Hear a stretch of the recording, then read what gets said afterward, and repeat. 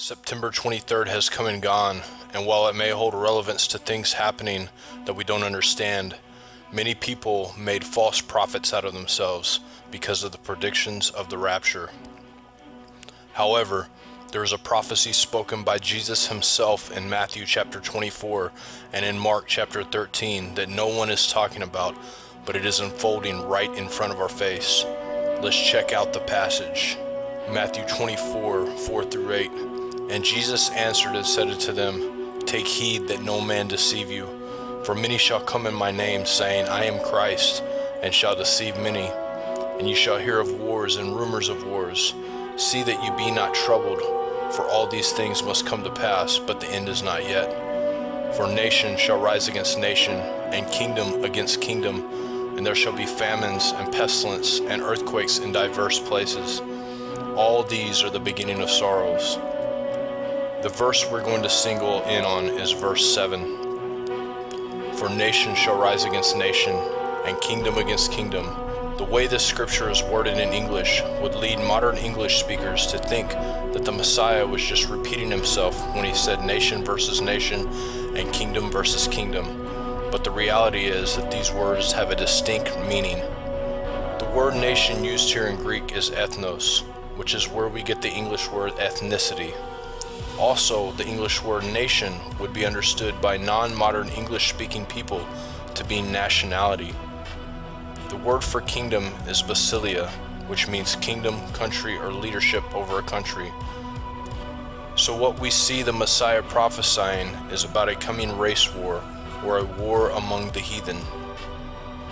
Right now in America, and other parts of the world for that matter, we see a divide between races or ethnicity that is growing at a rapid rate. Whether instigated by the mainstream media or not, the tensions are escalating. Even so-called Christians who are supposed to be citizens of another ethnos or kingdom that is not of this world are getting their words in and reacting to their flesh feelings. After the election of Donald Trump, many races have felt like they no longer have a voice in our country. They are reminded of a time when they were lesser citizens and were treated accordingly. During Obama's presidency, white Americans felt like they were losing control, while they felt their money they had worked hard for their entire life was being taken away through taxation and given to those that were not working for it. Although neither of these things are fully true, the media has played an important role in affirming their fears. The fact is that this country was founded for and by occultists. They have continued to assert control and slavery through taxation, media, and medical witchcraft. What is better than a slave that pays for their own health care, housing, and food? They would no longer be bound to the burden of taking care of their slaves. They would take a cut of everyone's money and give their slaves the appearance of freedom. Also, they would no longer only have black and Irish slaves, but all Americans would be slaves and would pay their dues.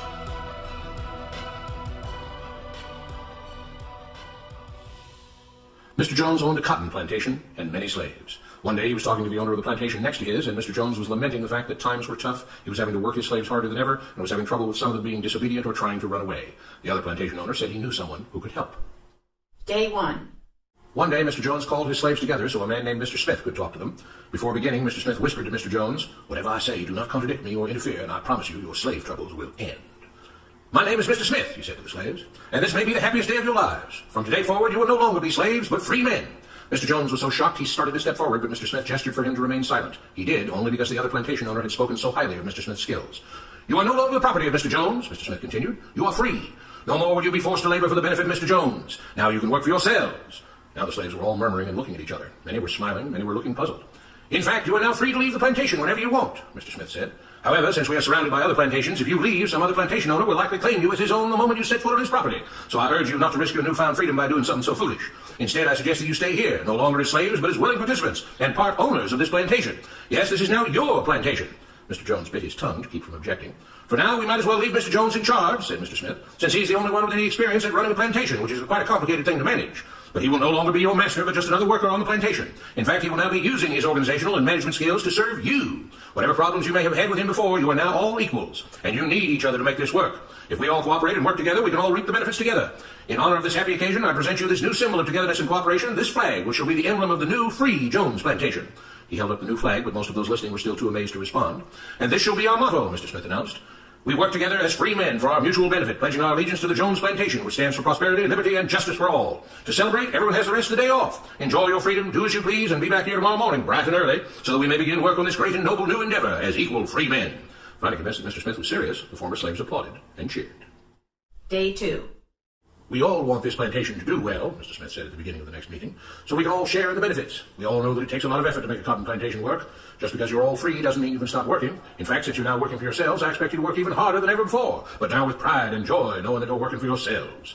Of course, there still have to be rules. If everyone just does whatever he wants, the plantation won't produce anything. This experiment will fail, and we'll all starve. You should be thankful that Mr. Jones has agreed to stay on to lend his knowledge and skills to this endeavor, and I trust you will all do your own part to make this work. Several of you have been chosen to act as project supervisors, to manage different aspects of the operation, to make sure everyone is doing his assigned job, to make sure that the rules are followed, and so on. The rest of you may head out to the fields to start your first day of work as free men." Day 3.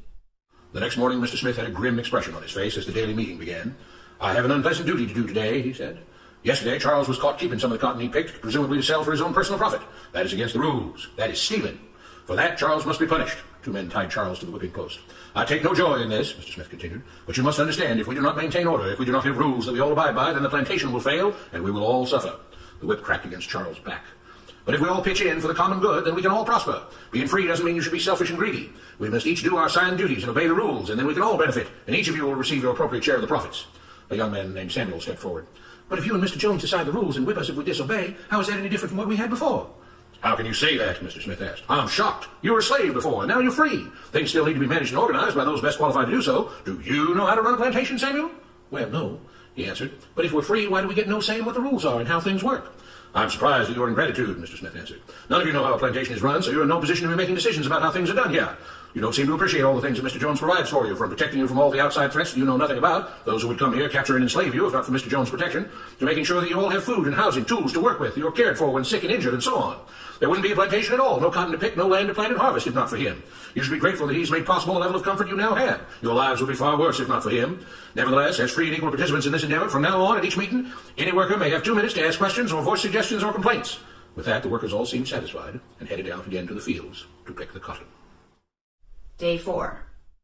"I have a big announcement," Mr. Smith said as the daily meeting began. "Mr. Jones' cousin is here, and not just to visit and see how our project is coming along. It has been decided that from now on, you will be deciding who will manage the plantation. Of course, this job can't be done by just anyone, but every 3 months we will have a special meeting at which all the workers will vote on whether we think Mr. Jones should run the plantation or whether we think his cousin, Mr. Johnson, should run the plantation. That means that ultimately you are in charge because you will be deciding which man you want running things on your behalf. If you don't like the way things are being managed, you now have the power to change it." Amazed and pleased, the workers headed out again to the fields to pick the cotton. Days passed, months passed, a year passed, and the plantation continued to operate as before. Sometimes Mr. Jones was in charge, sometimes Mr. Johnson was in charge, but the day-to-day routine stayed exactly the same. The workers worked hard, long hours every day, and still had little to show for it. Every day the meeting would begin with them all reciting the Jones Plantation motto: "We work together as free men for our mutual benefit, pledging our allegiance to the Jones Plantation, which stands for prosperity, liberty, and justice for all." One day Mr. Smith announced, "Samuel has asked to say a few words this morning, and whatever the rest of us may think of his ideas and opinions, we are all free here, and that means we are all allowed to speak our minds. So, Samuel, you have 2 minutes. Begin." Samuel stepped forward, looking scared. "I was excited when all this started," he began, glancing nervously at Mr. Smith and Mr. Jones. "But don't you all see what's happened here? Nothing's changed. We're all still slaves." There were grumbles of disagreement from the crowd. "They tell us what to do and whip us if we don't. They still make all the rules and punish us if we disobey. They let us make suggestions and complain about things, but they never really change anything. They let us choose between Mr. Jones and Mr. Johnson, but what's the difference? The situation stays the same. We do all of the work and they take as much as they want and decide how much they'll let us keep. They live in luxury, made rich by the cotton we pick. We do all the work and have to build our own huts, grow our own food, and take care of ourselves. They leave us just enough that we don't revolt or run away. This is not freedom. We're all still slaves. They've only changed the words they use, but nothing else has changed. They say we're all free and equal, but we're not. They command and we obey. That's not freedom. That's not equality. They say we're free to leave, but all that means is that we're free to be someone else's slave. Why should we work or obey the rules? We didn't agree to this. They made the system. They forced it on us. They control and rob us and call it freedom. They've deceived you into thinking that being able to choose which slave master you'll work for is the same as being free. It's not. Open your eyes. If you keep what you produce, they call it stealing. When they take what you produce, they call it sharing and fair distribution. Can't you see that this is all your time is up, Samuel? Mr. Smith announced calmly. At his gesture, 2 supervisors grabbed Samuel by the arms and led him to the whipping post. "I'm sorry, Samuel, but you've broken the rules. There are rules against encouraging others not to work and encouraging others to break the rules. You're only hurting all of us with your discontentment and your complaining and your disobedience." The whip fell, and Samuel let out a grunt. Without rules, without order, all would be lost. Without law, there would be chaos. We can't just behave as wild animals, each doing whatever he pleases. We must all follow the plan and all do our duty for the betterment of everyone. And those who do not must be punished. The whip fell again, and blood flowed freely from Samuel's back. Samuel, it is you who are stealing from the others. When you don't do your assigned work, you are making more work for others. When you disobey the rules, it is you who are endangering the future of everyone else here. You are the thief. You are the criminal. You are the one trying to destroy the arrangement that keeps us all safe and prosperous. At every lash of the whip, the other workers cheered louder and louder, some yelling curses at Samuel. Being spoiled and selfish, you complain about everything, talking as if you're oppressed. But you are the one ruining things. You are the one keeping us from being all we could be. It is your greed and your rebelliousness that is hurting all of us. They all play by the rules, Mr. Smith said, gesturing at the others. What makes you think that you don't have to? You think you're above the law? There were loud yells of agreement as the whip fell again. We must maintain order, Mr. Smith proclaimed, to make this plantation great, to make it so that we can all be happy and prosperous. To have the society we want, there have to be rules. We all have to contribute our fair share to this great endeavor, and we cannot tolerate actions and attitudes that seek to undermine the amazing things that together as free men we have achieved and will continue to achieve. Mr. Jones was smiling as he gave Mr. Smith a pat on the back. The crowd was cheering so loudly that none of them had noticed that Samuel had died. These presidents and leaders of the kingdoms owned by Satan are friends behind closed doors and laugh at the reaction they get from the peasants through the staged events they perpetrate. Sure, there were times when morals prevailed because the church was in obedience to the Most High, but through a series of stumbling blocks placed before them, they fell prey to wickedness, which quickly gave control back to the satanic elite. The whole purpose and desire of what we do is to wake people up from the matrix, so that they will see things for what they really are. The children of Israel, white, black, and brown, had fallen for an enchantment perpetrated by a false narrative called media and entertainment. They have given themselves over to fornication and abominations, which has allowed a curse to overtake them. Please see these things for what they are, no matter how hurt you may feel about your race or respect for your country. The enchantment can't last if we see it for what it is. There are hundreds of channels. Can they all be doing this? What matters, though, is not the channels. It's who owns those channels. And that issue of media consolidation is critical. The rise in the use of video news releases has a great deal to do with the conglomeration of the mass media.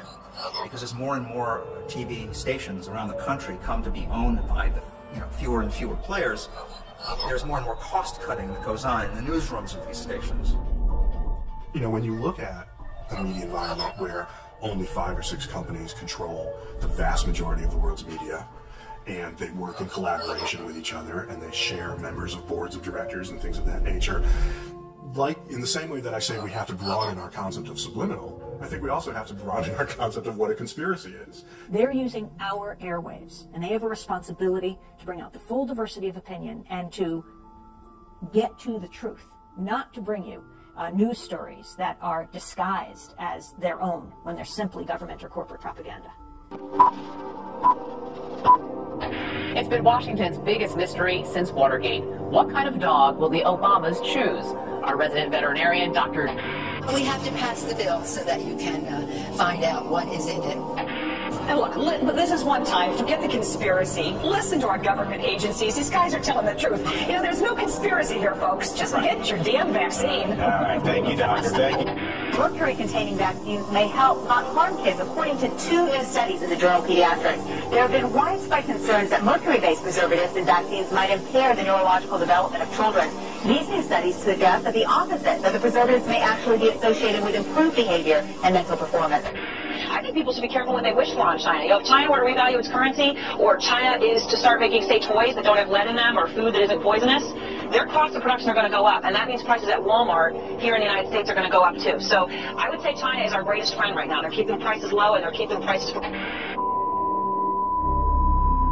Today, 6 corporations control all major media in the United States, including the principal television networks. These 6 corporate entities, in turn, control the information being broadcast on a daily basis. The average American adult watches more than 4 hours of television each day. The constant flow of entertainment, news, and information that is consumed by the American public shapes their perception of the reality in which they live. By controlling the dissemination of information, broadcasters and their corporate heads are able to control the masses. The constant, carefully shaped messages on television guide the public to predetermined conclusions. Therefore, TV has become a weapon of mass persuasion. United we stand, divided we fall. Either you're in the kingdom of Israel through Jesus, or you are part of the prophecy of the heathen ethnical divisions who will be fighting each other. Thank you for listening. Subscribe, share, like, and please share your thoughts.